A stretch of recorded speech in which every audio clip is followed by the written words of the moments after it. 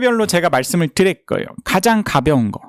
크레이지 라인이라 그래요. 그러니까 크랙 라인이 아니고 크레이지 라인이라 그러는데 이거는 그냥 우리가 실금 같다고 하잖아요. 실금. 그러니까 손톱에 실금 같다 그래서 전혀 아무것도 안 하잖아요. 그냥 잘하면은 또 괜찮은 거니까. 근데 이제 치아는 아쉽게도 자라나지 않아요.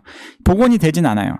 그러니까 누구나 자세히 보면 치아에는 이런 실금이 굉장히 많아요. 크레이지 라인이 많은데 이때는 아무것도 안 해요. 아무것도. 할 필요가 없어요.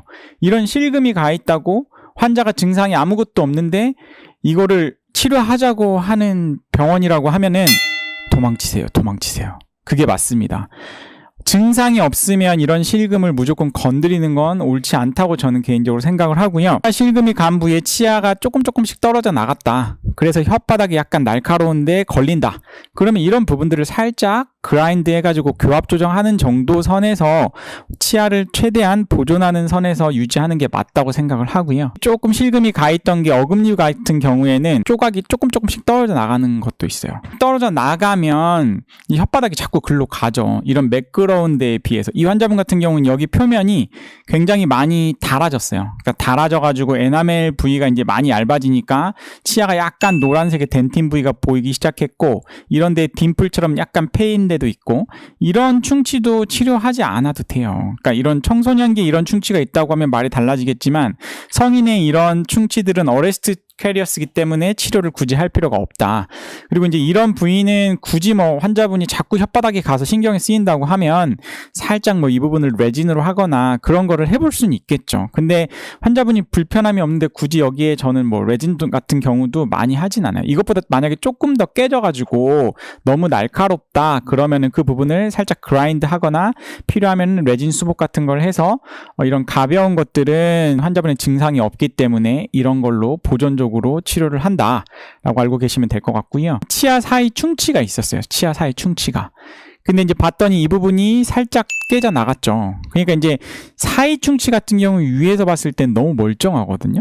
그러니까 너무 멀쩡하니까 이게 진단하기 어려워요. 사이 충치 진단하는 방법에 대해서는 제가 비욘드에서도 한번 자료를 올려놓은 적이 있어요. 그래서 치료를 빨리 개입하라고 말씀을 드렸고 그걸 진단하기 위해서 바이트윙이라는 엑스레이가 굉장히 유용하다. 바이트윙 엑스레이에서 발견이 됐기 때문에 이 부분은 제가 치료를 하자고 환자분께 말씀을 드렸고 파고 들어가 봤더니 이 까만 거 보이시죠? 자세히 봤더니 여기에 크랙 라인이 또 있어요. 근데 환자분이 씹을 때 아픈 증상이 아직까지 없었잖아요. 그러니까 이제 이런 환자분들 같은 경우에는 세라믹 인네일을 할 때 최대한 이 금가 있는 라인을 조심스럽게 좀 제거를 해주고요. 디자인을 이렇게 해가지고 세라믹 인네일로 이제 마무리를 한 거예요. 그러니까 치아에 크랙 라인이 있다고 해서 무조건 또 크라운으로 가는 건 아니에요. 환자의 증상이 없다고 하면은 아까 말씀드린 대로 레진을 한다거나 이분 같은 경우는 치아 사이 충치와 크랙이 동시에 있었잖아요. 그래서 이제 이런 경우는 세라믹 인네일로도 충분히 마무리를 할 수가 있다.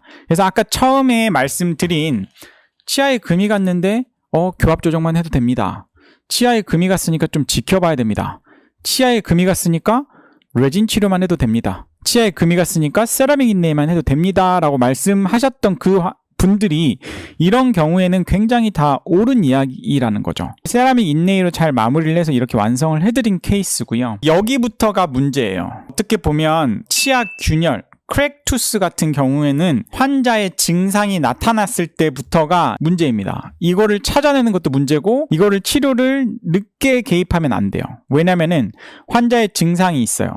매번 씹을 때마다 이런 데 씹을 땐 괜찮은데 특정 부위에 조그만하고 딱딱한 게 얻어 걸렸을 때 치아가 순간적으로 벌어지면서 아 하고 아픈 그 느낌이에요. 그 느낌이 있으면 반드시 치과를 가셔서 그 부위를 갖다 찾으시려고 노력을 하셔야 되시고 그 증상을 재현시키려고 노력을 하시는 치과에 가셔서 치료를 받으셔야 돼요. 반드시 환자의 증상이나 식사할 때 그런 히스토리가 있는 거고 약간 전기 통하는 것처럼 찌릿 그 느낌이 있는 거예요. 근데 이런 케이스들을 교합 조정만으로 지켜보시다가는 굉장히 큰일 납니다. 뒤쪽으로 가보면 요즘 뭐 유행하는 탕후루 같은 거 굉장히 스티키하면서 딱딱하면서 달죠.